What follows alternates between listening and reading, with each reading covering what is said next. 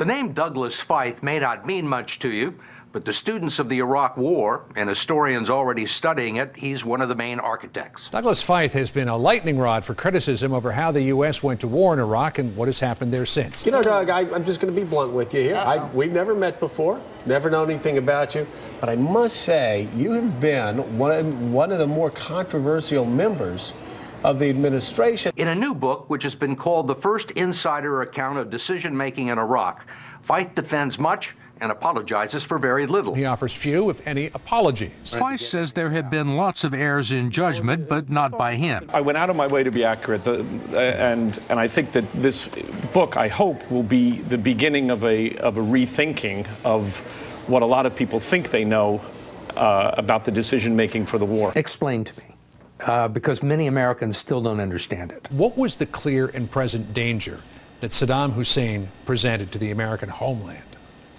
Well, Saddam Hussein was part of the broader international network, and after 9/11, what we were focused on in preventing the next attack was not just the group that had done 9/11, but the whole network from which another attack might come. Even though Iraq was not involved in 9/11, it was part of the broader international terrorist network. So you're saying you didn't think it was that important to go after the people who were responsible for it?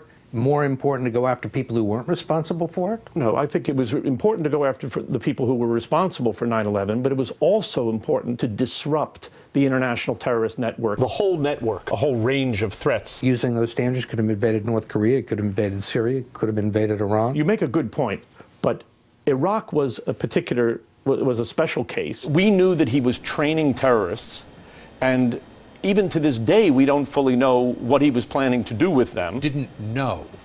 So if you don't know, does that constitute a casus belli?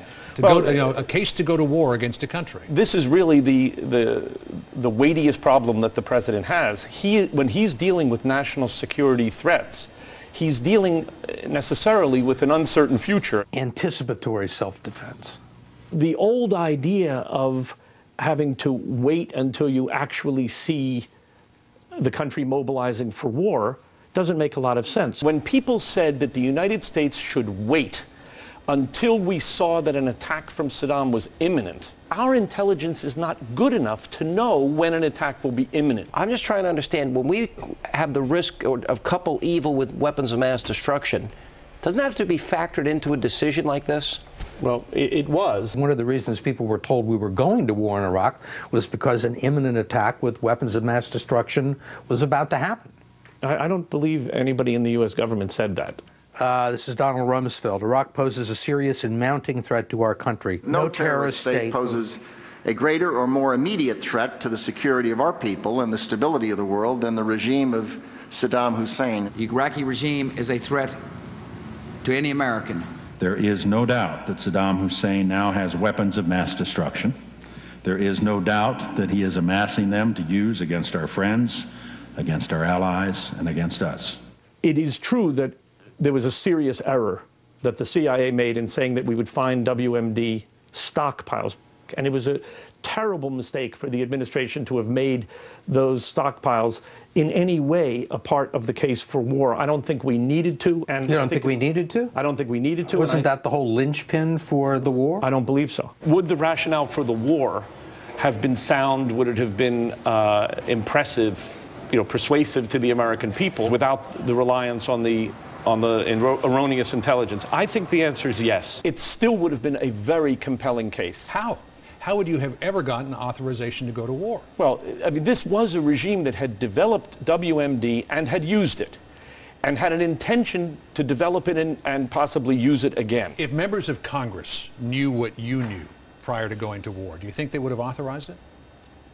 Well, I mean, history is not a controlled experiment. One never knows that kind of thing. Who was responsible for the flawed intelligence ultimately? The intelligence is the responsibility of the intelligence community, and they actually have a very hard job. I mean, I'm critical of them in my book, but I don't want to suggest that their work is easy. The most frequent and damaging charge has been that Feith used his Pentagon office to produce alternative intelligence reports that link Saddam to al-Qaeda, then passed them on to the White House. Some of it, like a report that 9/11 hijacker Mohammed Atta met with Iraqi intelligence in Prague, has been widely discredited. With all that we know now, with all the mistakes that have been made, and I agree that there have been mistakes. I don't think this is a new kind of war. I don't think we could have anticipated everything. In fact, we've got a graphic of that. You warned Syria and Iran could end up helping our enemies in Iraq. The U.S. could become so absorbed in Iraq that we would pay inadequate attention to other problems, including other proliferation and terrorism. The war could cause more harm and entail greater costs than expected. Post-Saddam stabilization and reconstruction efforts could not take just 2 to 4 years,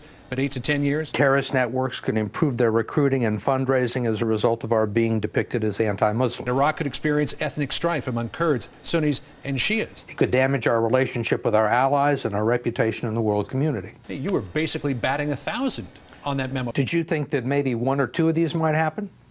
One of the things that is reflected in this memo is Secretary Rumsfeld's deeply held view that it's foolish to try to predict the future.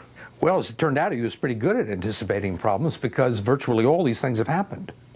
Well, in a broad sense. Does that show that the war was not a great idea, that there was a problem, all these problems, every single one of them in this memo? Well, it showed that it was right to warn the president of the downsides of war. Do you still think this was the right thing to do, knowing now what you know? I think the president made the right decision given what he knew and given what we all knew. And to tell you the truth, even given what we've learned since.